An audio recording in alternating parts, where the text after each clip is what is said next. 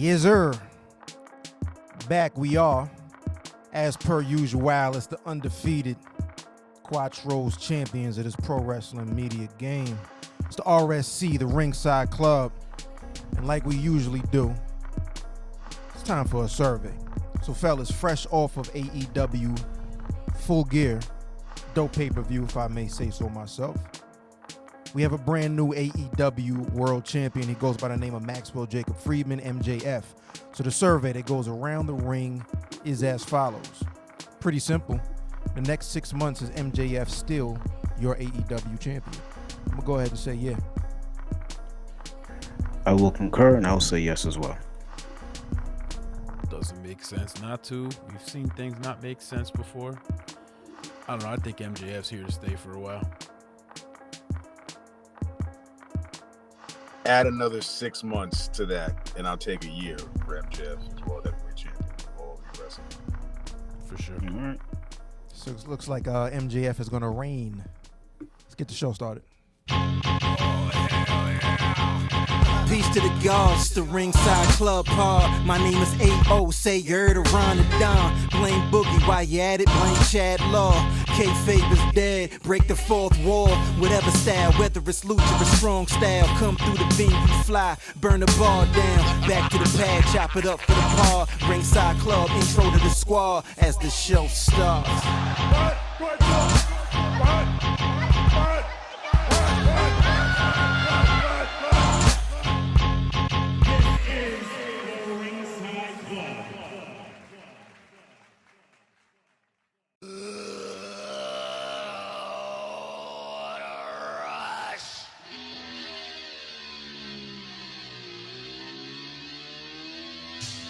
Wake a bed for the working man. Peace to the gods. Peace to the earths. Broadcasting live from the Empire Tri-State. It's the good guys. Your favorite pro wrestling podcast. We are the Ringside Club. You're tuned in. We're going to take you around the ring, discuss everything that's going on in the world of professional wrestling. Of course, if you're not tapped in, I don't know what's going on in your life, but if you're not, you can find everything you need to know about us over at thringsideclub.com.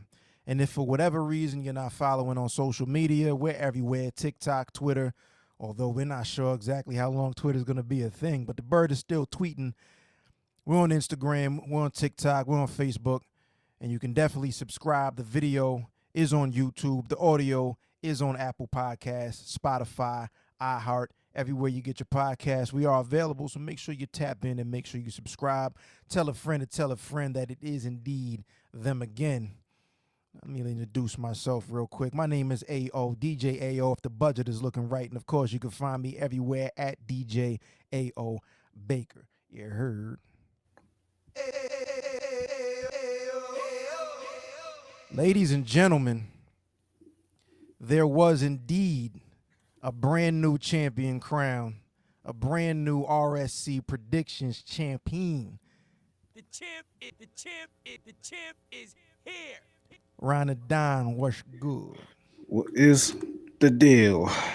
I am Ron the Don. Your Cape Crusader is back, and I am your new RSC predictions champion.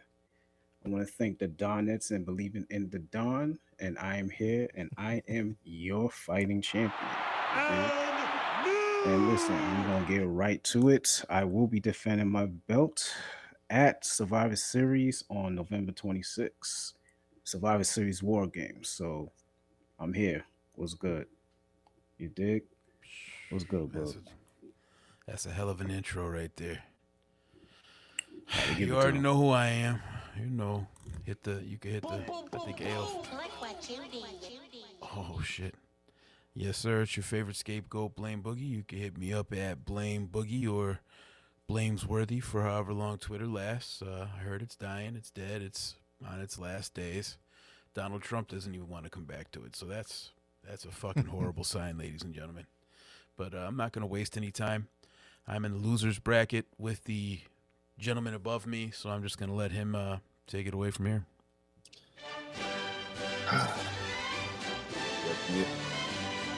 He's here. The bloke. The bloke himself. the brute himself, Young Godiva, Chadlaw. I'm in the Spiz Naive. I am now a former champion 2 times removed, looking to get my belt back this Saturday at Survivor Series. I'm also defending the Around the Rings television championship this coming week on a decided show. I think we're either going to do Raw or Dynamite. Either card looks stacked, but I'm ready. I'm ready to defend my belt. You know what I'm saying? Give you my first defense. And, yeah, I'll get my main belt back on Saturday. It's all good. Let's do it. Yeah, we'll see. We'll see. He coming for that ass, Ron. I'm just saying, we'll see. Pause. Well, hey, Major pause. yeah, word. We're already starting with the shenanigans. Already. Rondon, I'm Already, coming for already. you, nigga. No, you're not. Now, here's the deal. Before we go around the ring and we discuss, get into our topics, we have news over here at the Ringside Club. We have a sponsor. We have a brand new sponsor. So shouts to Lavish Republic. Now check this out. Lavish Republic, they represent the dream of being able to come from any social background and become successful without compromising one's integrity while protecting the right of freedom through artistic expression. Lavish Republic, live life lavish. Book, tell them a little bit more about Lavish Republic. What's going on with the fellas over there? You know, they got some clothes rocking. They really have a movement. And if you fuck with them, and you know, they're like family. So if you ever come across any of the guys, shouts out to P, shouts out to Coop. But if you fuck with any of the guys, you'll see what I mean. They're just cool people, good people. I got shirts, I got masks. I might even have other stuff. I don't know, but we can talk about that at another time. We got big things coming. They're always involved. They're out in the mix, and you wouldn't even know they were there unless they told you. But we're all kind of plugged and played in a few different directions. So big things on the horizon. You know, maybe we'll see all of us at Wale Mania this year. That's kind of my goal. We'll see what happens. You know, let's try to get there. Lavish Republic. Yeah, heard. Yes, sir. Appreciate the support. Now, here we go. Let's jump right into the post-Full Gear world of All Elite Wrestling, AEW. Now, we had a really, really stacked card. It was a long card. It was entertaining. I've seen talk of this being maybe possibly a top 5 AEW pay-per-view. I know I enjoyed it. I know for sure I enjoyed it. I watched a little bit more today just to make sure that I was on my P's and Q's when it came time to chop it up and talk about it. So here's the deal. One of the matches coming out of All Elite Wrestling Full Gear, and I'm really curious to see what direction the 4 gentlemen in this particular match, what direction they going. Of course, we're talking about the Acclaimed and Swerve in Our Glory, Swerve Strickland and Keith Lee. The Acclaimed retain their tag team championship, and we see finally Keith Lee do more than just voice his displeasure with some of the actions that Swerve Strickland, the way he carries himself and the things that he does. We saw him walk out on the match, and of course that cost the team their shot. This was the 3rd match of a trilogy, so we're going to assume that it's probably the end of this feud. And now it looks like maybe Swerve and Keith Lee enter into a feud. And then we got to see who's going to be the challengers for the Acclaim. So what I'm going to throw around the ring is this. First and foremost, Swerve and Keith Lee. How do we see that feud going? I think Swerve has the potential to be one of the best heels in AEW for sure. Like, offensively, in ring, you would automatically probably peg him as a face. But the attitude, the character, the different things that he does, the fact that he calls himself a mogul because he brings a bunch of people onto the show and he's involved in different things, he has everything going for him to be one of the best heels in AEW. But then we have Keith Lee on the other side, who we've been waiting for him to finally evolve into that single star that people pegged him to be many years ago. I want to say the fans were even chanting asshole when he was wrestling at Full Gear the other night, if I'm not mistaken. And that's not something Keith Lee's used to, or any of us with Keith Lee. So exactly. Like, it's very difficult to dislike Keith Lee. He's one of the, like, as far as personality goes, he's a lovable guy. But standing next to Swerve is going to get you all the heat that you didn't want. So who's going to come out in that feud? You know what I'm saying? Like, I think, like, again, as a heel, you can absorb certain losses. I'm curious to see if Tony Khan is invested enough in Keith Lee as a single star to heat him up and come out on the winning side in this feud and elevate him into, whether it be the TNT bracket or maybe even the world bracket at some point. So I'm curious to see what happens there. I think Swerve can eat a loss, but he's still going to come out on the other end as a bigger heel and a bigger star. And I think eventually going to hold the singles title as well. And then who's next for the Acclaimed? Like, what tag team is going to be the next challengers for the Acclaimed? And I don't have an answer for that. So I'm curious to see what you gentlemen think. So who's next for the Acclaim? Who do they defend their titles against next? And what happens with Swerve and Keith Lee? Rom's good. Predictions, champ. Come on, champ. What you got? Oh yeah, look him talking shit. The ex-champ. This man can't wait till Saturday. All right. As far as I'll start off with the Acclaims. As I said, I feel like FTR should be next up because they need to get back on TV. I'm thinking about this in my head right now. I say, FTR has damn near every belt in the world right now. I say what's the next um the next ROH Final Battle. Yeah, They go to final Final battle. Battle. I say I really don't want them to lose the belts, but they lose the belts and then they go on their journey to get back to get those the the AEW tag team belts because I think those are the only belts that they haven't received this. They haven't won this yet. So I see they going back after the Nah, claim because they were tag team champs for AEW once. okay, they were. Okay, I forgot Yep. about that. All right. So I say they're gonna come back and get that again after they lose those ROH belts. And go on a little feud with them because FTR for the most part are some serious guys and they claim they're all fun and games with the scissoring and whatnot. So that'll be a good little dynamic going. I don't know when exactly we'll begin, but because we won't see another um AEW pay-per-view until like March. next year, March. Yeah, so I Is see they Is Revolution the next one? Yeah, that's March. It's March, That's right? March. Yeah. Yeah, it's a little while. Okay. So yeah, I see they can start building something from there and they'll have a match then and there, to kick the year off. That's what I can see. As far as Swerve and Keith Lee, I saw that coming last night. Everybody saw that coming last night. I didn't think it was going to happen then and there, but it is what it is. Keith Lee was getting fed up. I say after this, I'm not very clear on what should happen like the next 3 months, but I think right now there maybe Swerve may try to talk to him and see what's good, what's going on, and Keith Lee's gonna be tired of his shit, and then they probably gonna get in a little feud. I'm As of right now, I'm not sure where it should go. That's just something to think about. But I think that would be a fantastic match. They're both incredible athletes, especially Keith Lee for his size, very dominant, very quick on his feet for a big man, and we know what Swerve can do. So I think that'll be some dope ass matches, and going up to shit, just think about Revolution's not too March. I mean, it's gonna fly by, but that's still a long stretch, for a few. But we'll see where it goes. But they have some good matches together. Word. I don't know. I personally feel like the Acclaimed are moving on to the Bucks. I think because the Trios Championship was a fail, I don't think that the Elite are going to go after that again. I do think they will go after it in some time, but not right now. I think the Bucks are going to go back after the championships. That's going to set up FTR Bucks 2 or 3, I think it is. And we'll see what happens there. I feel like that's going to happen. I'm not sure at what the timetable is, how fast it's going to go, but I feel like that could be the progression.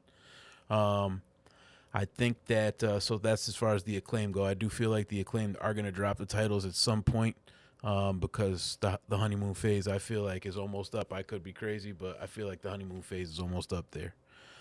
Fans have a very short attention span, so we'll see if that could really last as long as it has so far. And then as far as Swerve and Keith Lee, they have real good chemistry when they're wrestling together. You see the way their teamwork is when they're building moves off of each other, literally. and doing different things in the ring and stuff like that. Their finisher is pretty dope. All the different finishers they put together to finish their matches. I like Swerve as a heel. I don't like Swerve as a face. I don't believe Swerve as a face. I like him as a heel. Saying you're a mogul is egregious. That's I can't accept that. But at any rate, I do appreciate the confidence. But yeah, I do feel like it's going to be very interesting. Like we said, or Ron and I believe AO already said, we all know Keith Lee is kind of a freak. He's like a superhuman as far as that goes. You shouldn't be able to be that big and flip around and do all kinds of shit and land on your feet and not kill yourself or kill other people. So it'll just be interesting, I guess, to see what happens. And we all know whatever the outcome's going to be is whatever I believe Tony Khan feels. But if the way the card turned out from Full Gear is any indication of what's about to happen in AEW, and Jeff Jarrett did have anything to do with that booking, what a fucking bright future we got for AEW, hopefully all over again. So what you think, Chad? Swerve and Lee, I think, just like any other strange bedfellows tag team that AEW has put together, with their implosion now, I think they're going to have a nice, solid Rampage feud. It's going to cap off with a huge main event on Rampage in about less than a month or 2 months' time. I don't see them going to the next pay-per-view till March to Revolution. I think it's a bit extreme. But we do have Fight at the Light, Trouble in the Bubble, Winter is Coming. Am I missing one? I think we're removed from Fight from the Fallen, Fallen Fest, Fighter Fest, Lighter Fighter. You've got a couple Wasn't of it like Lark in the Winter is Dark? coming. Yeah, Winter is coming. Yeah, you got Winter is Coming, Fight at the Light, Trouble in the Bubble, Lark in the Dark. Yep. Lark in the Dark, Madness in Manhattan. There's a couple other ones that I'm sure are going to happen on Dynamite in between. I mean, y'all do you got like a lot of time. Spring is also coming. We've got a lot until March. It's only November, so we have to fill a lot of time. There's going to be a lot of special premium Dynamite. So I think that premium Rampages and Dynamite. So I think those will be the holdover feuds. In the meantime, we'll see what those. I'm looking forward to seeing how they, do this back and forth together, how they drag it out, I should say. I think how long it takes for them to get to the actual match. Are they going to get right to the match? Or are they going to drag it out? Is Keith Lee going to be like, I don't even want to fight you? Or Swerve going to be like, hey, I'm scrappy, dude. I want to get it on. Let's make it happen. And Keith's going to be like, nah, I don't want to fight right now. I'm actually kind of good. So I'm interested in seeing how that happens. Or maybe it'll be the other way. And Keith will want to fight. And Swerve will be like, this is a perfect opportunity for Swerve to put a stable together, I think. If he's going to like go off on his own and be a mogul, so to speak, put a stable together. Let's see what you do. Like they did the Hit Row thing over in NXT. Mm-hmm.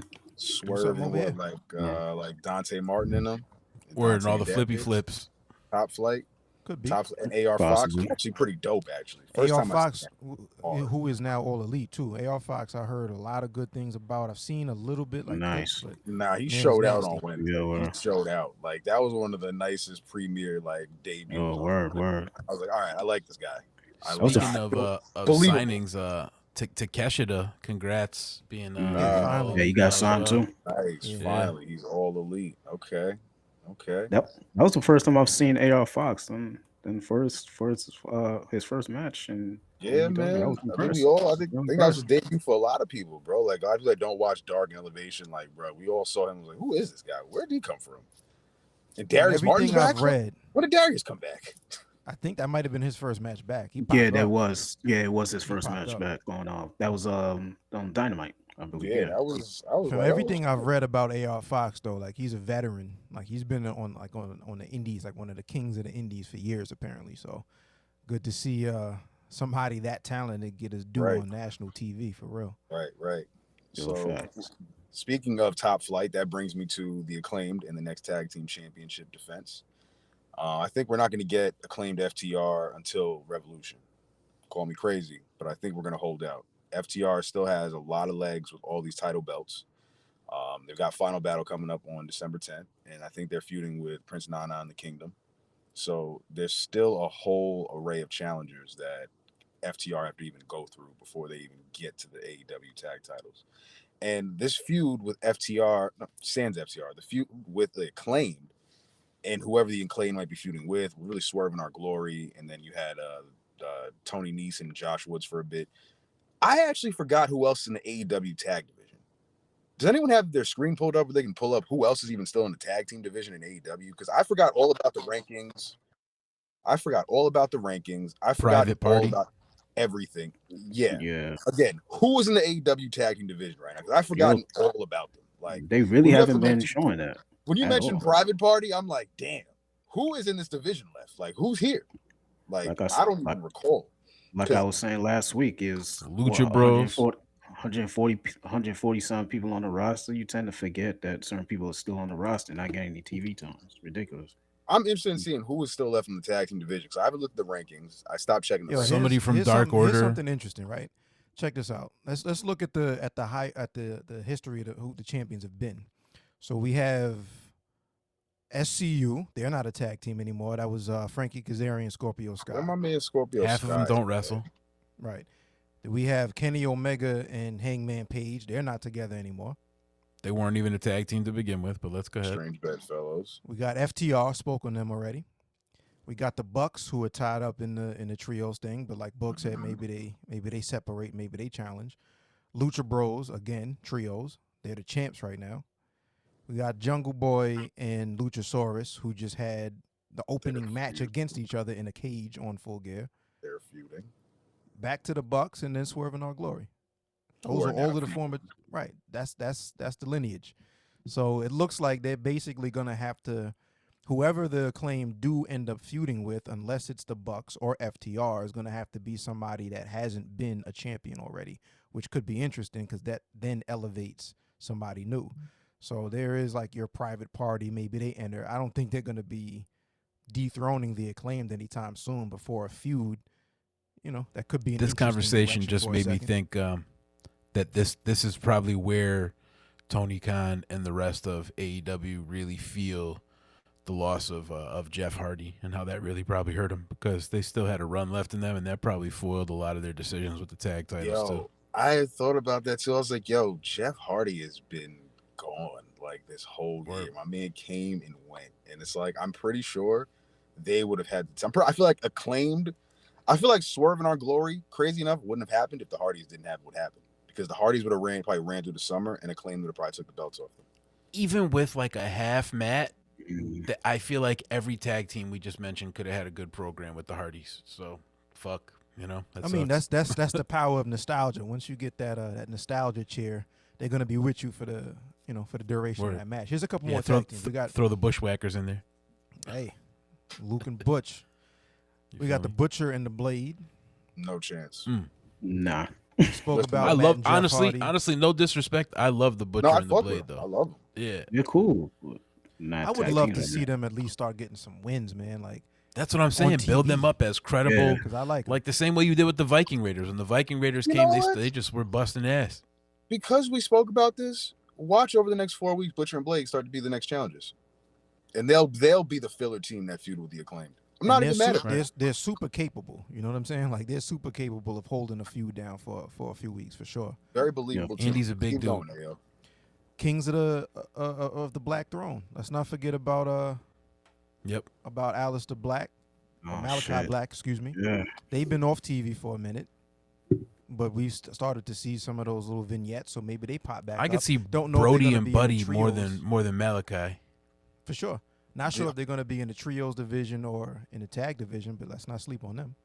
Hold on a second. Can someone also confirm if there is going to be the best of 7 series between the Elite and Death Triangle? Oh yeah, Yes, that is. I a thing. believe so. Yeah, that is a thing. happening. That is a Yeah. thing. So- I completely so- forgot see about that, that. yeah. And they have that already scheduled. Like, they put the schedule out for the next however many episodes of these shows and that shows. So it's already booked pretty much. So the trios titles are locked away for a while now. For the next couple weeks, the trios titles and trios feuds off the grid. Don't even got to think I about forgot it. about that. Not So mad. Spot Fest. that Yeah. ties Not mad ties at it at all. the Young Bucks up then. So they won't Ties be the Young challenging Bucks, anytime Yeah. soon. Kenny. There goes my So we're going to idea. get nice interchangeable singles matches probably in between. Not mad at that. Ties up a good feud for the trios championships and also adds some credibility to the belts because the Lord knows it needs it. So that's fine. Perfectly fine with that. So we exclude the Young Bucks. We exclude Death Triangle. All right, Ayo, keep going. I was pretty much like the the majority of the tag teams. Holy shit! That was the Man. majority of the tag That was the team. majority of tag teams that just off top of my head that I could think of, and I pulled up like a random list of somebody Yo, put what together. are the rankings though? What rankings? They ain't been doing them rankings for, you They know what I'm haven't saying? been Like they haven't done what rankings in weeks. rankings. But if you go by the rankings, who is the top team outside of FTR? Like, who's number 2 or 3 at least? Like, because they got the rankings for a reason. Like, who else besides FTR? Because clearly FTR is number 1, and if they are number 1 now, who is number 1? At this point, they have WWE tag teams on their rankings in AEW. Yo, check this out. You want to know how the rankings don't matter? On their website, the rankings were last updated on August 31st. Oh nah, it's over. Golly. It's over. Wow. That's a wrap. Wow. Okay. So going off of your rundown of who the prior champions are, we're looking at either FTR or Strange Bedfellows tag team.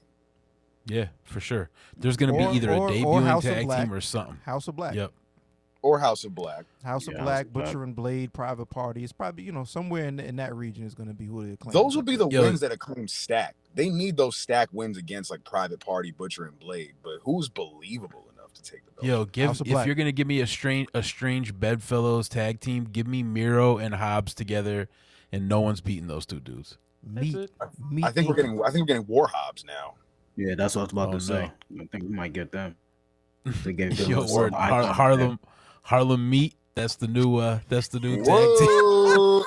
Whoa. Whoa. Oh shit. Yeah, man. Forgive me. Strange Forgive Bedfellows tag team. War Hobbs as the dark horse to beat Acclaim. Yo, I'm not used to AO not turning over there to hit the sound effects, so he's sneaky as shit right now. I don't know when he's sneaking them in there. Wow. Yeah, man. Yeah. That's crazy. Honestly, I'm tag teamed out by AEW. Clearly, we care more about the tag division than Tony Khan does right now. So I think I'm just going to leave it at that. FTR at Revolution or FTR before then at one of the premium live dynamites. And Got it. So nobody's beating the Usos and nobody's beating the Acclaim. Got it. Cool. pretty much tag division in the Send it in. major companies locked up. Nobody's taking the trio titles off Death Triangle and the Elite. We're done here. Fuck it. Tag divisions. Welcome to the Acclaim Penitentiary. Ryan, Yeah. what it do? No, let me just say this. Well, before I get into my thing, listen, there's a good chance for TK to sit down with himself or hire some other writers and really have some feuds stretched out to Revolution, because Revolution is 4 months away. It's ridiculous. So there's a good chance for him to really sit down and really stretch some feuds out. You know what I'm saying? Word. Hey Ronnie, it's me, your Uncle Howdy. Just wanted to tell you to be careful. You might be the predictions champion now, but soon your day will come, honey. You can tighten your cape all you want, Ronnie, but you can't hide from who you are. Don't forget who you are, Ronnie. It's me, your Uncle Howdy.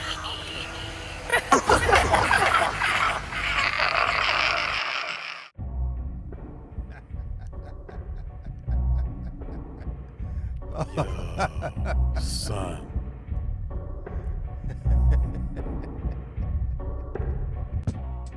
Yo, Ron, looks like there's on, Ron. troubled waters ahead. It's on you, buddy. It's on you, my man.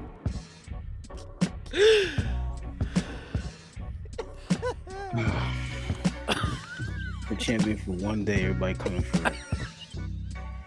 All right, I see how you do. I'm ready. All right, I dig it. Oh shit. We ready. Capes out. Capes out over there. Oh shit. Capes out. All right. Here we go. We'll see. Take it Everybody away, coming for the Ron. top. You dig. Now. All right. Let's see, y'all. All right. So let me pull up my notes here. So Tell us Last- about that tower of pain Yeah. match or whatever. That is.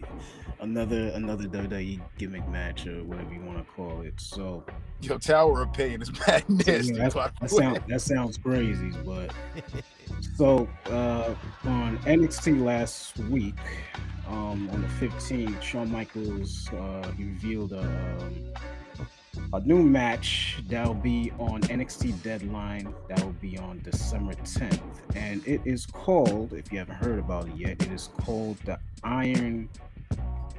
It's called the Iron Survivor Challenge match.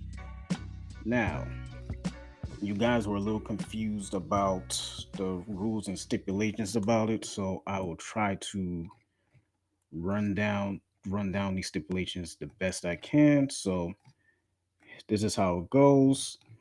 So it will start with 5 superstars will be competing in a 25-minute match as they battle against a clock. 2 superstars start the match, and every 5 minutes, a new superstar will enter the contest until all 5 competitors are in the ring. The goal is to have the falls or points when the clock finally hits 25 minutes. Falls points can be won at any time, with superstars being able to get them via pinfall, submission, or disqualification. When a superstar scores a fall, they will earn only 1 point. When a superstar loses a fall, that superstar must pay a penalty. The punishment for losing a fall involves being taken out of the ring and being put into a penalty box for 90 seconds. Once those 90 seconds are up, the superstar is eligible to re-enter the contest.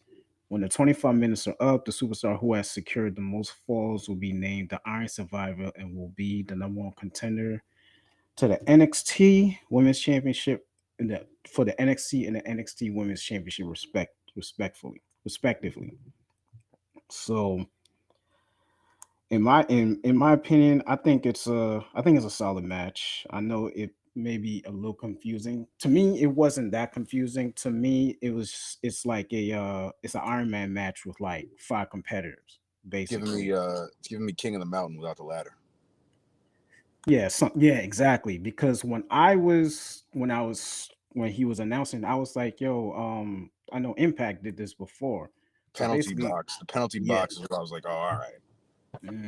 Yeah, yeah, that's where it got me. As I said, when he said the penalty box, I said that's what Impact was doing, but I don't think they were doing like the Iron Man thing. So, to me, it's like I said, it's like an Iron Man with 5 competitors in it, basically. So, I think it's pretty good. Hold up.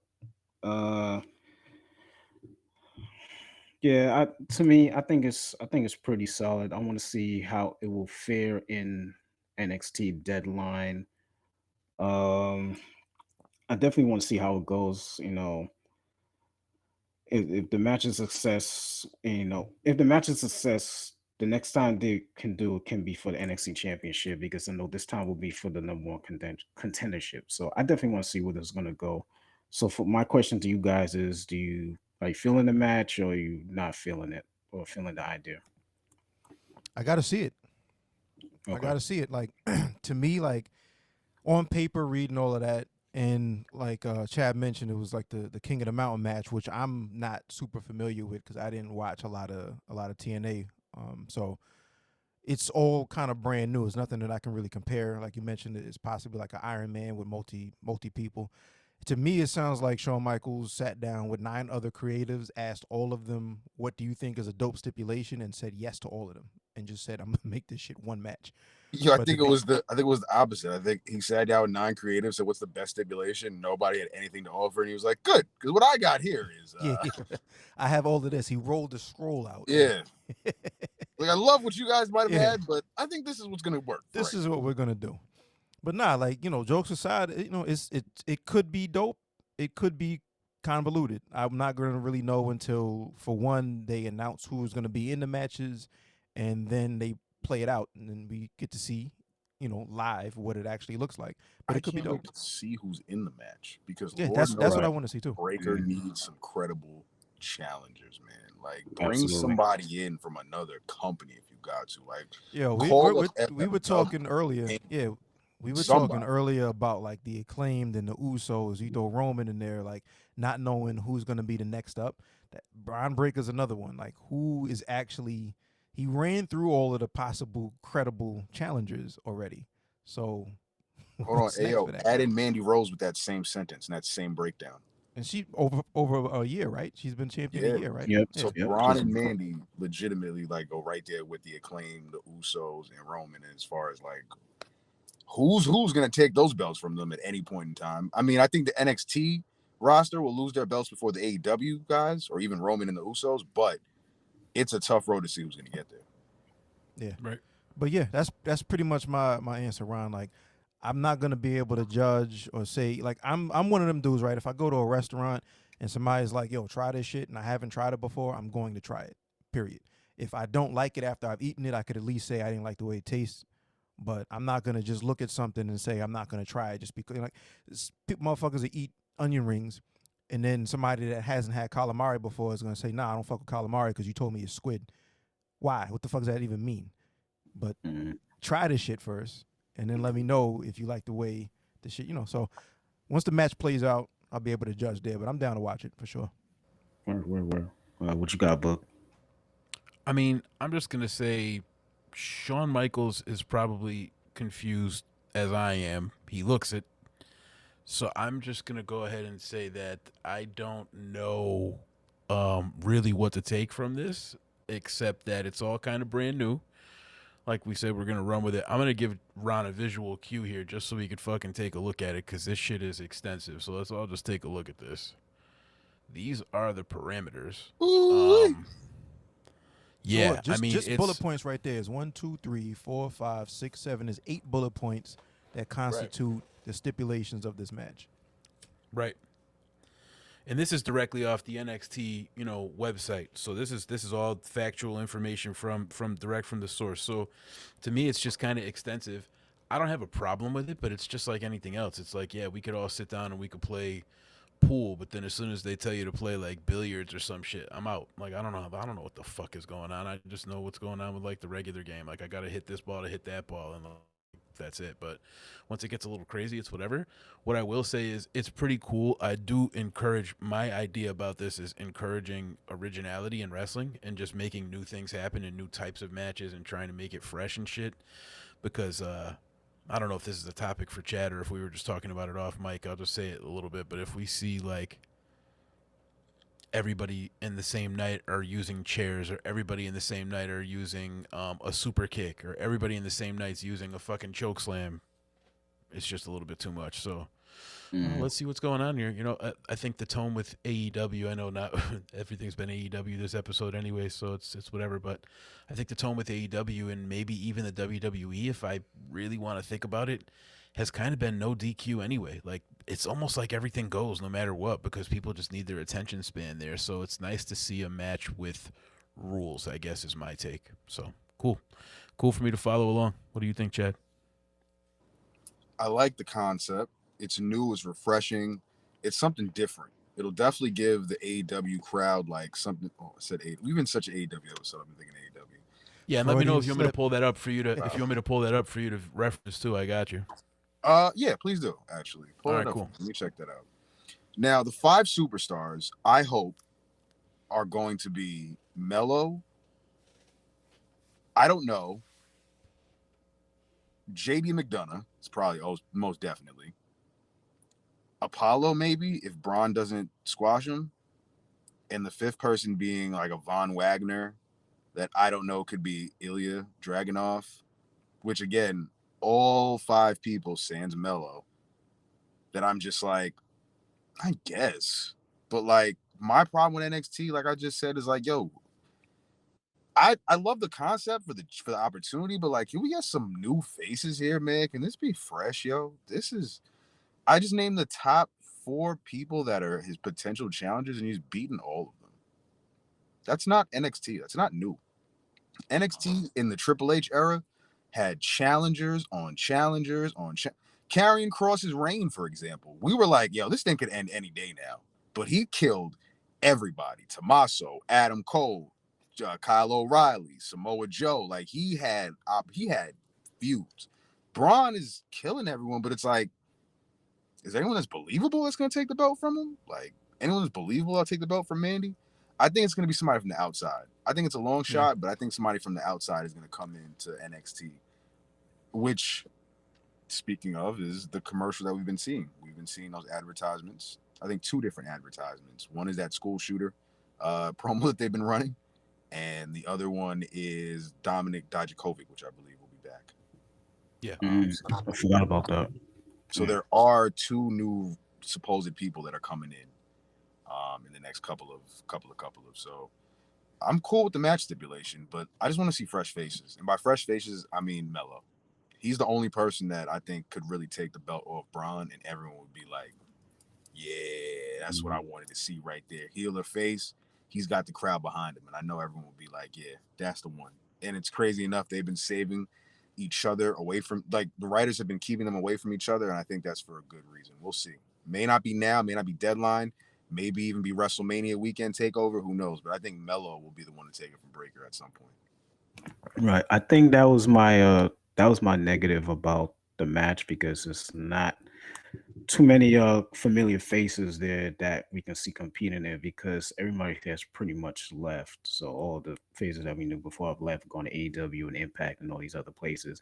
It's basically gone back to developmental again. There's nothing wrong with that, but it's just not the same. So yeah, Chad, when you're saying about like who's going to be in the match, that was something I was thinking about too, because like you said, like the concept is dope on paper, but it depends on who's going to be in the match, because like you said, Braun has beaten all these guys that you mentioned, and I can't think of anybody else that's below that. Everybody else is still trying to be built up. So listen, we'll see how it goes on December 10th. Are these crop of wrestlers that I mentioned going to be the promo for the next one in 2023 and 2024? Because they've got to create new matches, new promos. The AEW guys, the NXT guys are now in AEW, the old ones. So it's like you've got to. It's like is JB McDonough, Apollo Crews, Von Wagner? That's going to be the promo moving forward for this match. Not going to knock it.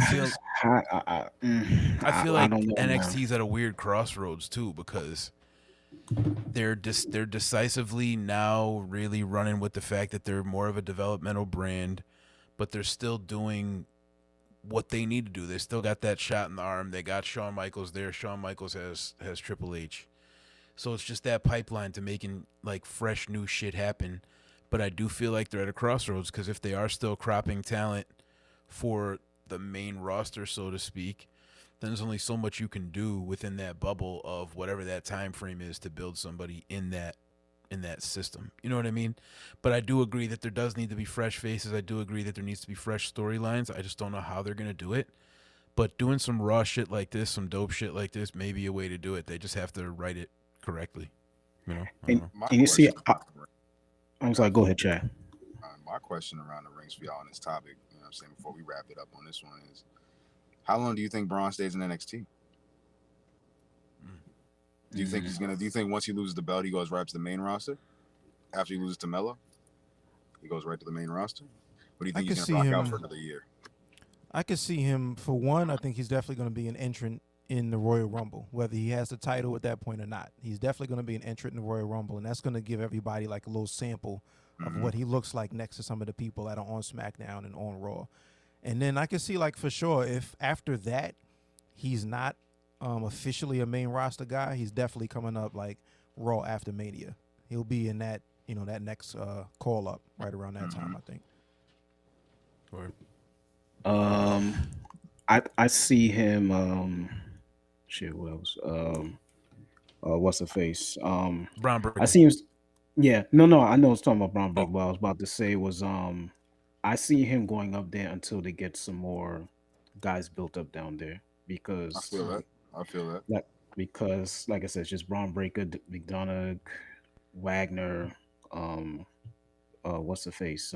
Take Braun out that equation. It's like, wow, all we've got is Von Wagner and tell me I'm crazy too. I don't want to. I'm sorry to dance all over this, Ronnie, but tell me I'm crazy. Aside from Finn Balor being in Judgment Day, tell me NXT wasn't fired when Finn Balor was there. Like that. Like I feel like they have a hard time because they can't keep bringing top talent down, but when they do it, obviously gives it a boost of production level. So I don't know. They got to do something.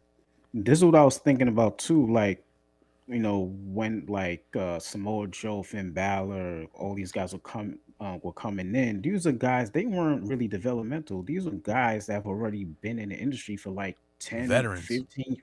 They're already veterans. So it's like we already know these guys' faces. So they're not really need to be developed. Yeah, it wasn't anymore. really fair. It was kind of skewed. The numbers were skewed. Right. And then you're pairing them up with guys who are coming up. So that's why NXT got so big, because you had these well-known guys come through already. So now all these guys have gone to the main roster, or they already left WWE completely.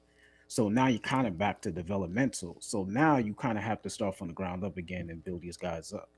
Call it wild, yo. But I would love to see Nick Aldis come in and just straight up first match become the NXT World Champion, and it's just like NXT is now Nick Aldis XT, and it's like, all right, I'll watch. I'm watching. I'm sold. And like he doesn't have to worry about Raw and SmackDown. It's just like straight up the Nick Aldis show every Tuesday. Yeah, big fish, small like, pond. Yep, he's like, I did it in NWA, and you know what? I'll be the man over here. Big fish, small pond from across the pond. What'd it do? That'd be dope, yeah. No, wouldn't be bad. I like to see that. It's just how you book them. But where you think Breaker going? Braun Breaker is a Monday Night Raw talent, no question, in my opinion. I could see Braun Breaker, Seth Rollins happening in the next couple of weeks, if you ask me. I don't know if it's going to happen, but I could see it. I think it would be dope. All right. I think overall consensus, we're saying Braun's going to stay in NXT for a while until they build some new talent, some new challenges up. Because if you take Braun Breaker out of NXT right now, it's like, wow, that brand is shot in the arm. Like, I was just specifically speaking to if you put the belt on Carmelo Hayes. That was it. Yeah. I'm with it. I'm sorry. Melo if the belt's not going on Carmelo Hayes, there's nobody else to put it on. Yeah. Mm-hmm. Right. And I kind of see him going to the main roster before Braun. I thought he was going to the main roster before, because we ain't seen him. It's a good call, and I think he's a SmackDown talent. That's just my opinion. He would be good, like with that Legato Del, pretty much looking like NXT right now on SmackDown. Like, he would be right there with Ricochet and Legato Del. Yeah, it would look mad good. Good feuds if he goes to the main roster. Horrible if you lose the both of them, but that's just what they've got to do at NXT. But I think we're NXT'd out now, fellas. Yeah, let's move on. Let's move on. Bet we beat that horse to death. All right, so my topic this week is ridiculous, but because we were talking about AEW so much, and because MJF had the media scrum that he had, which was, I think after the last media scrum, we were just waiting to see somebody eat a fucking another donut or some shit and burn the entire hotel down that they're doing the press conference in, or whatever they're fucking doing it at, the presser room of the arena or whatever. But because he ended it with thank you, fuck you, bye, my idea for this topic today was, if Jim Cornette did happen to come to AEW for a short stint, 6 weeks, whatever, however many weeks he's fucking there, right? And was a heel manager, who the fuck do you think he should manage? Why do you think he should manage them? And why do you think it would be a good relationship or a connection between those two? I'm going to reserve my answer till the end and give you gentlemen a chance to speak, because I speak a lot. So, Ayo, what the fuck do you got, my friend? Heel Hangman Page with Cornette is printing money. Yo, that is fire. He shits on him so much, I didn't even think of that. I'm muting myself. That Please would go actually ahead. be pretty good. That would. Heel Hangman Page with Jim Cornette is printing money. Like, for starters, we know that Jim Cornette is like a southern old school wrestling purist. And then the image of Hangman Page is that of a cowboy. So that just off top fits. Hangman Page has been a babyface, I think, his entire time in AEW. I think the last time he was a heel was when he was back in ROH. And this is like, he still wasn't like big on talking a lot. It was just more in presence. And it was more so that people didn't really know much about him the way that they know a lot about him now. So He's like the anxious millennial cowboy. You strip all of that shit away, you give him a mean streak, and then he doesn't have to say shit. Yo, you almost forget. It's crazy enough. You talking about Hangman in this manner made me realize, that guy main evented the first ever AEW pay-per-view. Word to everything. Yeah. Holy you just maybe even. I was at that point. I was like, who is this guy? Like, I know, I was like, Right. Here and there, but I was like, who is this guy? That was Sammy Guevara Panda Head days that, when everyone did really hate Sammy Guevara. And I mean, they hate him now too, but, they hated him for that stupid shit. But, you just saying that with Hangman Page just made me literally picture the relationship between Cornette and Hangman Page. The way that Omega and Don Callis have their relationship, but almost like a Mr. Fuji type situation where Fuji would like get so upset with his guys when they don't do what they're supposed to do. Cornette would be so pissed at Hangman every time they come out. It would be the best relationship ever. But what would be so dope is on the other end of that, he's gonna plant seeds and develop a mean streak in Hangman Page. Like we're gonna stop being friends with these guys that don't give a fuck about you. We're gonna stop listening to them. We're gonna stop letting people get away with talking shit about you at press conferences and interviews and shit. And on the back end of that relationship, monster heel. Like you can drop Hangman Page into 1980s NWA, and he fits right in. You know what I'm saying? He fits in every era. Hangman fits in every era. A little tweak. You could drop Hangman Page in NWA 2022, 2023, and he would beat Tyrus and be the NWA World Heavyweight Champion. Well, you have people that would actually then watch the National Wrestling Alliance, but that shit ain't happening anytime soon. Hence, people. You'd have to be a person to actually, understand. But hey, whatever. But yeah, Hangman Page, it prints money to me. Monster heel. That's fire. I love that take. Ronnie, what you got, brother? All right, when you put this question in the notes, I don't know why, but this is gonna be very unpopular, but we might not be talking about money, praying money, whatever, but I don't know why the first group that came to my mind is the Varsity Blondes. And this is why, because I think you can tell a decent story with that.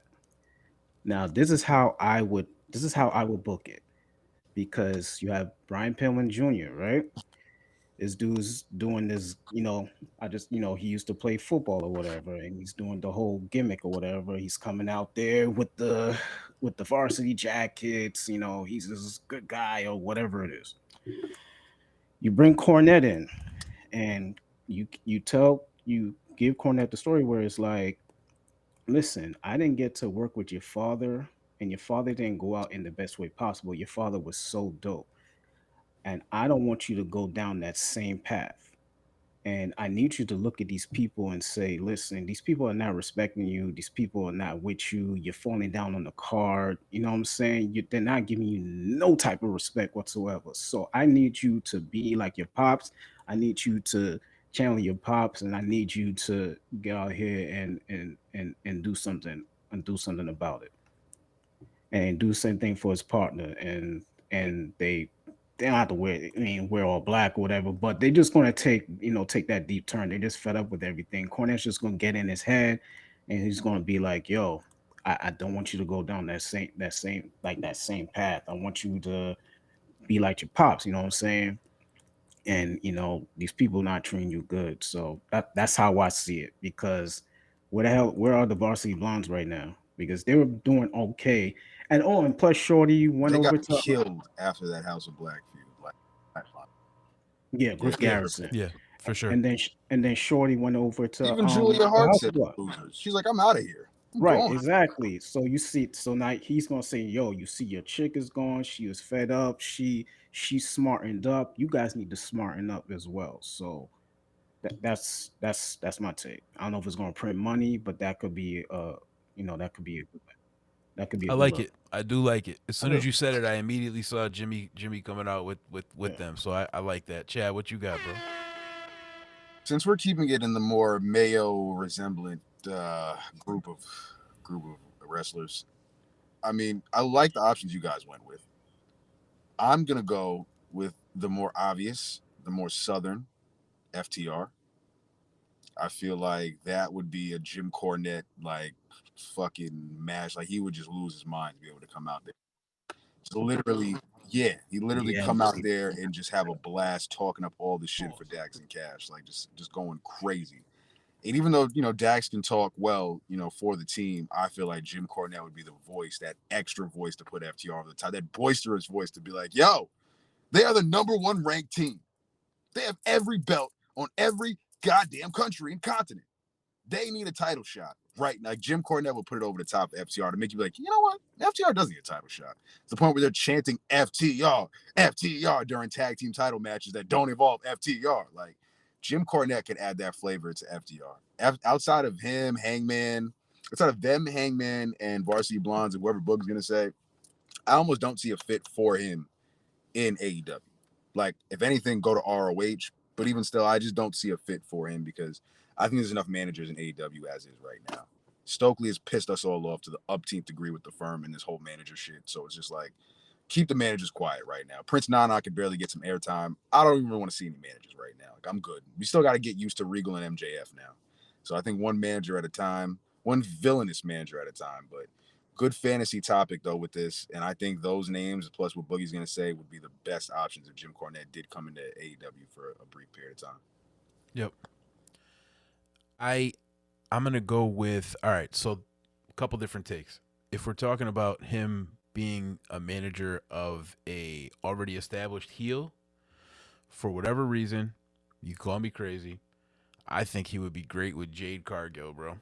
And you could think I'm crazy, but I think if he came out with Jade, as different as that would be. Explain yourself, man, because this is insane. Outlandish take happening. All right. Think of old school murderers coming to the ring with Jimmy Hart.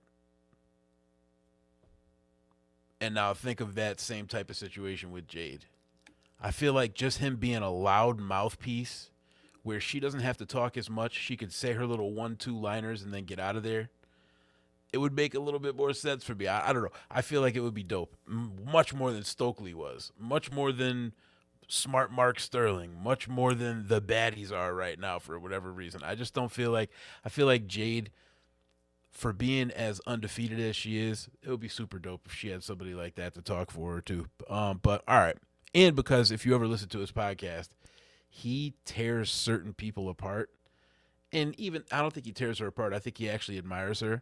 He calls her Jane for whatever reason. When I checked it out and I listen to him every now and then, he's just a fucking maniac. But so that would be the person that's already a heel. And the Chad already took my answer, which is the obvious one, which would be FTR. If FTR was going to turn heel, I think them with Cornette would be amazing because that's just, like you said, it just kind of writes itself. I do feel like AO stole the best answer because Hangman Page is fucking hysterical because he literally can't stand the guy.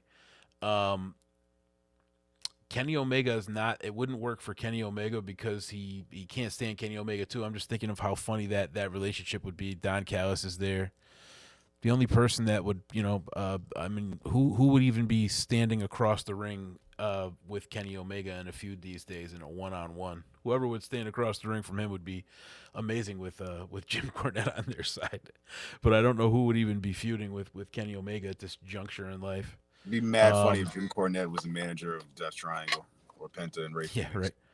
Or John Moxley. Have him come out with John Moxley. That would be the fucking news of the millennium.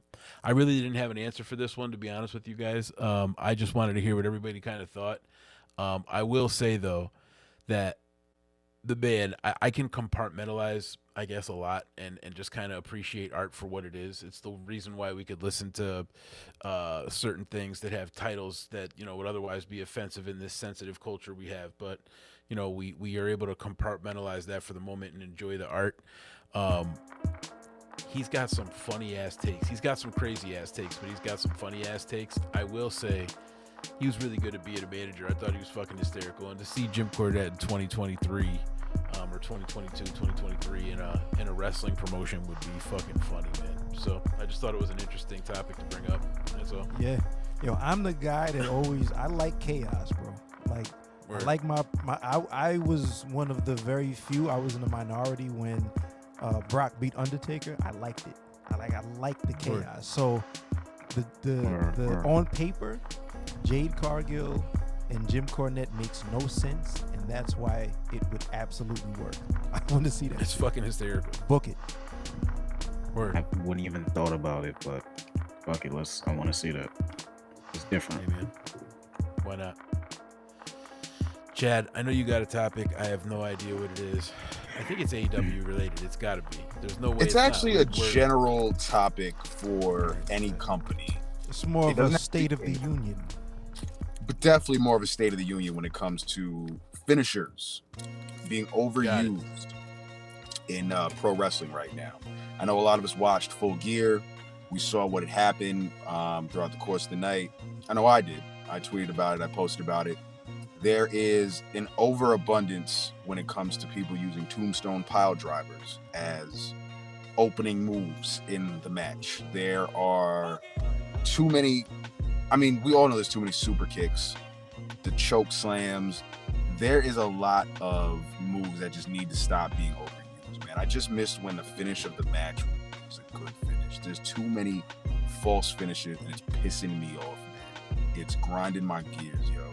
I just wish that we would be able to get a good, believable finish. Like, imagine if Orange Cassidy used a one-wing angel as like the setup move for the orange punch. Like, are you kidding me?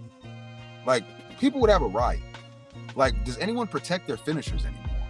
Like, this isn't even just AEW. This is WWE. You see Swerve and Keith Lee have the coup de grace, the same finisher essentially, the same foot stomp. And Cameron Grimes, which his is just more, off the cusp and not off the rope. Everyone in the sleeper jacket, sleeper hold, Samoa Joe, Karrion Kross. A couple of people use they're heavy on that one. The super kick is overrated. If you use a super kick as a finisher, you are washed. You're cooked. You don't even have a move. Your moveset's got to be garbage if you go right to the super kick as a finisher. The choke slam, it's a little bit much. I like Damian Priest's version. When he choke slams you and kind of just does like a little bit of like a sky high thing where he like does it like that. I think that's a cool one. I don't feel like I see anyone use a choke slam into a backbreaker or like a reverse choke slam, which I think would be kind of dope. Those are just my top like overused moves that I'm just like, man, listen, I don't want to see these moves any more than I already have to out of a main wrestler's finishing catalog. So that was just my gripe. It wasn't really too much of a long topic, but just a state of the union, like AO said. Like, I'm just 3 tombstone power drivers in the same night last night, or it was just a lot, man.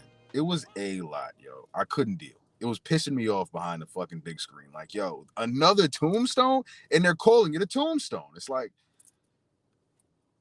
it's already enough that the pile driver doesn't do anything. Did you hear them call the stunner too? They like, when I forgot, I think it was Ray Phoenix or somebody attempted. It was one of them fest matches, and somebody was attempting like a cutter off the rope, and they called it a stunner. I'm like, yo, what the fuck are these guys doing tonight?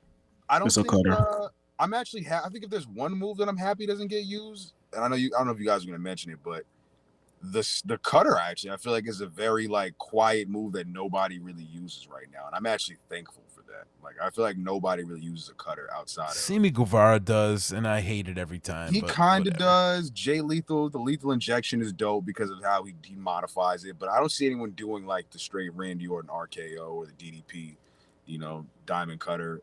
I mean, yeah, AO, take it away. Mox has been using it recently. He used it last night. Yes, He's he been did. using it recently. I got a few. Is this a Death Rider? Is that what he calls it? Is it, or is that some other No, shit? it's just No. The Death Rider is the DDT. Oh, yeah, like yeah, he has yeah, my different bad. versions of My the bad. way he does the DDT. But yeah, randomly, I want to say like in the last month or so, unless I'm forgetting, something, he's been using that cutter, just like as a move in the arsenal. I got a couple thoughts, like, for one, and then like the choke slam into the backbreaker. I think Jamie Hayter does that. The choke slam into the backbreaker. I think she does that. Yeah, she does. I knew I saw it somewhere. I was like, yo, Yeah. somebody's got to use this. Yeah, and it's dope too. And Like, it looks congrats like, to her too. You know what I'm saying? yeah, Shouts brand out new to Jamie interim Hayter. women's champion. Should Yo, be the facts, lineal. facts. Yeah. Should be the lineal, but I'm sure that'll pop up. Hater Hive, what it do? Word. But yeah, man. So I think for one, I would love to see matches, and this is where I'll agree, where you use your finisher once and it ends the match. Or you do like what Kenny Omega and Okada did during one of their matches. I think might have been the first match, where the story of the match, and this is why the one-winged angel is as protected and as devastating a finishing move as you can possibly find. The entire match, the story was built around Okada doing everything he could to not get hit with the one-winged angel, because he knew if he did, it's lights out and the match is over and Omega goes up.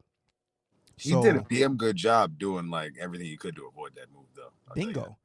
So if everybody protected their finisher like that, instead of hitting it, and this all goes back to the Undertaker Shawn Michaels matches. Like, they've been running that was the blueprint for the last fucking 10 years, 15 years of, whatever year that was.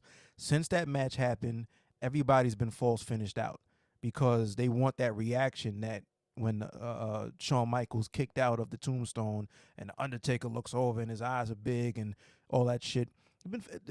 I'm surprised nobody's actually said this shit, or I just haven't heard it. But that Undertaker Shawn Michaels match, unless I'm completely forgetting something, is where a lot of these where the false finish blueprint came from. Another thing is, there could be an argument to, if it's not your finishing move but you do it, you're not an expert enough to do it correctly.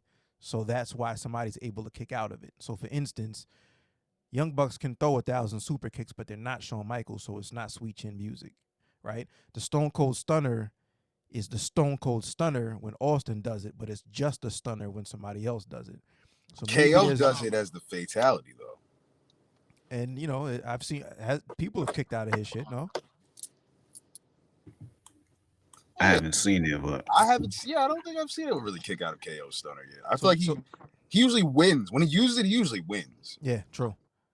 But, so yeah, like maybe the argument is that somebody that it's not your move, so you're not the expert to be, to execute it the right way. You know what, yo?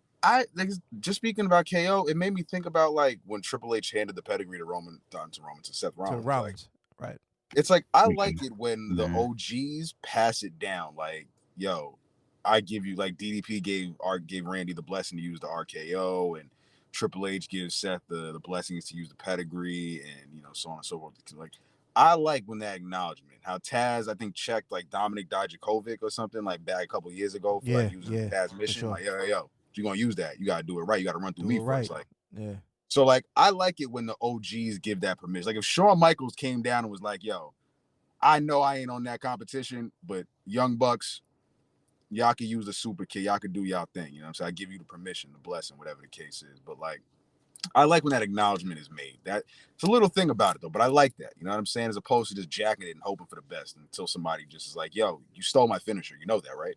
And then it's a big thing on Twitter or whatever's left of Twitter.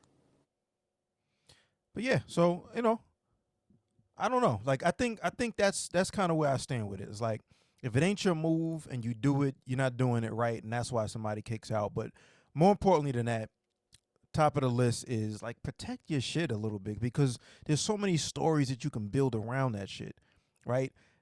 If Hangman Page hits the buckshot lariat, that should be the end of the match. But when he hits the buckshot lariat and he kicks out and he has to reset and try to hit it again, it's like, how devastating is that move? You know what I'm saying?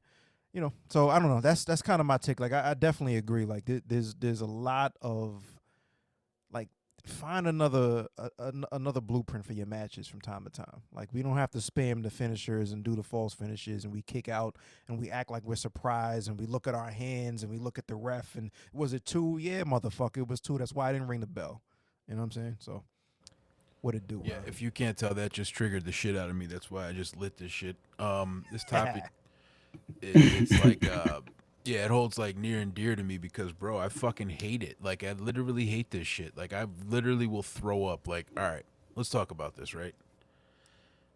There's no fucking reason, and I'm I'm going to quote Jim Cornette today. Fuck it. Jim Cornette might shout us out for this because nobody gives Jim Cornette fucking credit anymore. Everyone's shitting on him in these fucking So Reddit it's too forums urban and in here, shit. man. It's way too urban in here. I don't think Jim Cornette's I gonna know, shout right? out. Yo, it's lazy booking, yo. It really is lazy booking. I'm sorry. It's either lazy booking or it's this new style of wrestling where no rules matter, nothing matters. Fuck it. We're just doing what we want because all that matters is this moment that we're here in front of you. Fuck what happened before. Fuck what's going to happen after. What's here right now is what matters. We're booking for this moment and that's it. And this is what we care about. Because to me personally, there is absolutely no reason. There's so many fucking wrestling moves. You literally have Dean Malenko in the back. The guy's the man of a fucking million fucking moves. You have fucking Dean Malenko working for your company. There's so many moves that you can work into the set of a match that you can literally have your finisher be your fucking finisher, and that's it. Chris Jericho's finisher, the Judas effect, is fucking bullshit. If you ever look at it, all you got to do is fucking, you just have to be somewhere near it and happen to catch a breeze from his elbow. You're knocked out dead and you lose the match. That's you it. saw the flying Judas effect Yes. at Full Gear, man. But Salute if to Jericho. every finisher was that and everybody protected that, then when it gets hit, if in Mortal Kombat they say finish him and you hit the fatality and the person comes back to life, the person who hit the fatality is gonna be pretty pissed. No, that's the end of the game. That's the end of the match. I fucking won this shit. That's the fatality. So it's like, it's not surprising anymore. It's not unique. No one's not expecting it. When it happens, 9 times out of 10, we get pissed. And unless the people in the ring are super, super talented, when you keep doing the reversal false finish of everybody doing each other's moves and sucking each other's dick till the fucking match is over, fucking, it's like, we're just sick of watching this shit. It's just over with. So it's like, all right, I fuck with it to a certain extent that you do false finishes. But for God's sake, please protect your finisher. Have a backbone. If the person writing the match, if the people working with you writing this are not on board with your finisher being the finisher, put another deadly move in there instead of it. That's my opinion. I feel like there's so many moves you can choose. And because I went off on a tangent, I'll just pick the one move that I do think is a deadly move that people don't use as a finisher anymore, and it is the DDT. I feel like the DDT is something that is lights out. That's Mox. Jake Roberts hit the DDT, and it's over with. It's just over with. You got to protect that shit. So when Mox hits any of his finishers, and that's why The Undertaker had a couple that he would switch up. Like back in the day, if you don't recall, there was the setup to the finisher. It's like in songs, you have the chorus, you have the pre-chorus, you got all these different parts of the song. It's the same shit with the fucking finishers. It's like you got the setup move. Word, you're walking the ropes, you're choke slamming, you're fucking, you're giving the tombstone pile driver. Exactly, last there for a minute. With Austin, he wasn't just doing the stunner. He was coming off the ropes. He's punching you. He's fucking giving you the fingers in your face after he's fucking punching you in the face. It's like, you know what's coming. The Rock with the people's elbow before the rock bottom. There's all this different shit that would occur, and I feel like we're losing that because we're losing the attention span, and we don't have to. I don't know, man. I just there's some beauty to having the finisher be the finisher, and at the end of the day, just like we just said that the rankings haven't been updated since August. If the finishers aren't finishers, then what the fuck? Don't call them finishers. They're just whatever they are. Like, it's just something I like to do. I like pizza. I think RKO has got us desensitized to like finishers getting hit out of nowhere. Right.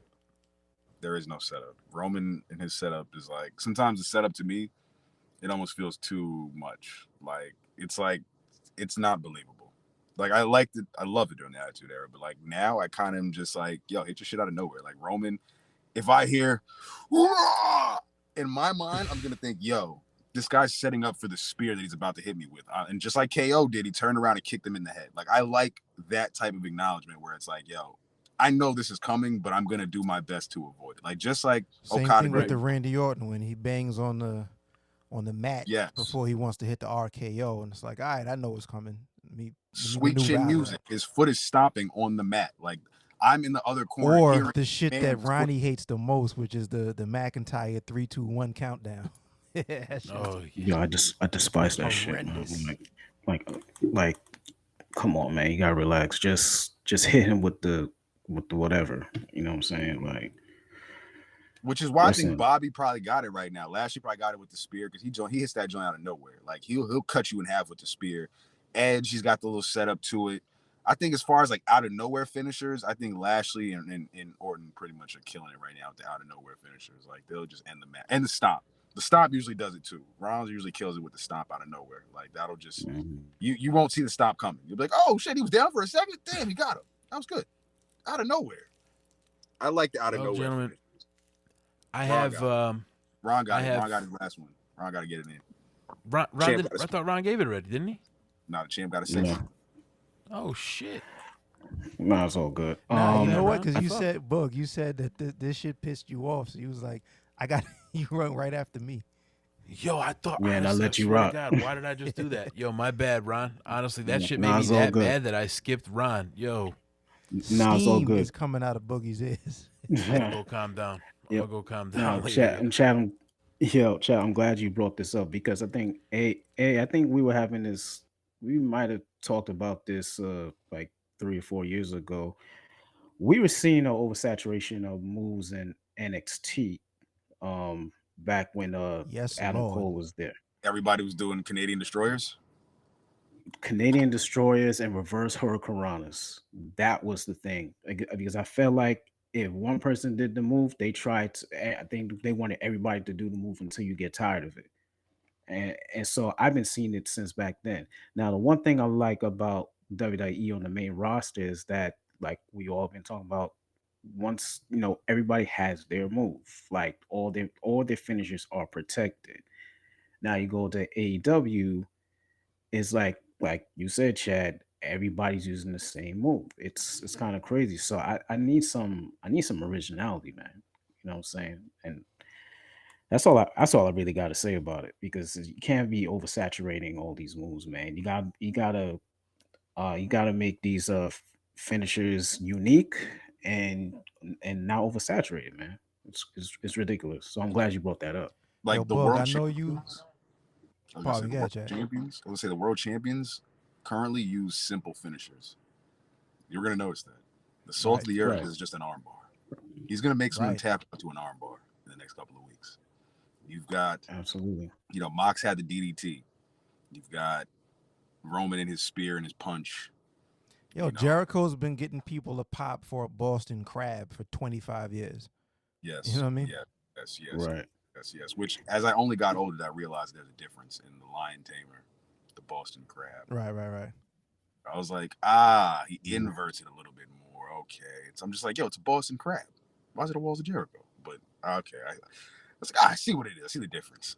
Try out somebody. Like, all right, I know it's the difference now. But you see that this is what I like about like protecting the moves is because like it's their unique move and they can build up to the move and make it look like it's like a big deal. Even if it's like the most simplest thing in the world. Like we talking about Snake to Jake Roberts. Like Snake the Jake.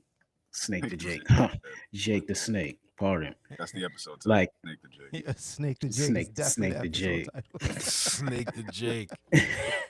it's he did a simple DDT which wasn't seen before, but he made it so devastating. It was ridiculous. Nobody else was doing the move. I can't recollect anybody else at the time doing the move. And before people were peeling back the fucking the pad, he was peeling back the pad and DDTing you on the concrete, bro. That Right, shit was like right. when we were Right. kids, our Exactly, brains couldn't yeah. even fathom that not It's being like, yo, real, this bro. There man was just no way. killed another man on the show that I watch. He just murdered someone. I don't know what I just saw, Definitely. but someone's dead. Yeah, like that's what Right. Jake Roberts made you feel when you were younger. For sure. And the same thing for Shawn Michaels super kick. I didn't know anybody else that did super kick except for Shawn Michaels, and it was like a big thing. You know what I'm saying? I didn't see anybody do a super kick. Probably some people, probably not until the Young Bucks. I know some people did it in between, but the Young Bucks like made it crazy and just oversaturated. It was fun looking, but listen, Shawn Michaels made that look so devastating. It was like the big thing. You know what I'm saying? So that's all I gotta say. Protect the Yo. finishers. Protect Brings the up, finishes. Book, I know you probably got an extra survey, but this topic just made me think of something that I want to throw around before we get to your survey and end the show. Yes, sir. Is there a move, finisher or not, that y'all want to see just kind of go away for 6 months to a year? Like, I just don't need to see this for a minute. I'm going bullet. with the suicide dive, because Thank you. Darby Allin, it's basically a gentle floating push, and I don't want to see that shit anymore. So, are there any other moves that y'all want to see just like kind of put on the shelf for about 6 months? Shooting star press. I can Pack see that that. shit up. I can see Pack that. that move up for me, man. That and the 450, I think I'm done. I don't want to see those moves anymore. Like, I can't. Yeah, I'm good. I'm good on the Hurricane Rana. Nobody could do it well, and it looks sloppy every time I see someone do it for the most part. So I would say I'm good on that. The 450 is what Pac does, right? Pac Nah. does the 630. He Somebody does does it. the 630. No, The yeah, 630. he does it, but it's not his finisher. His finisher Sammy is like does the corkscrew shit. 630. Ricochet does the Ricochet 450 and the shooting star press, which actually I think I saw probably the illest shooting star press he's done. Ricochet shit, yeah. When he did his shit on Mustafa Ali this past week, when Mustafa Ali was standing. Coincidentally, those are all titles of Drake songs: the 630, the 330, the 120, and the 210. Like literally, all in different parts of the world. So like, yeah, sure. The shooting star I think on Mustafa Ali was probably like the most fire. If y'all haven't seen SmackDown, this most recent one, Mustafa Ali and Ricochet, very good match. Check it out. That was a dope shooting star press to like walk into it. I think it's dope as opposed to laying down. Like, oh shit! Like I just turned around and this guy's just flattening me with the shooting star press. Like I think that's a cool variation as opposed to you laying flat, getting in position. Yo, you good? You about to land? All right, bet. Like I just think walking into it is iller. So moves you got to get in position for, I think, piss me off. Yeah. Safety first, of course, but I just think the ones that are like blatant, like, yo, come on, man.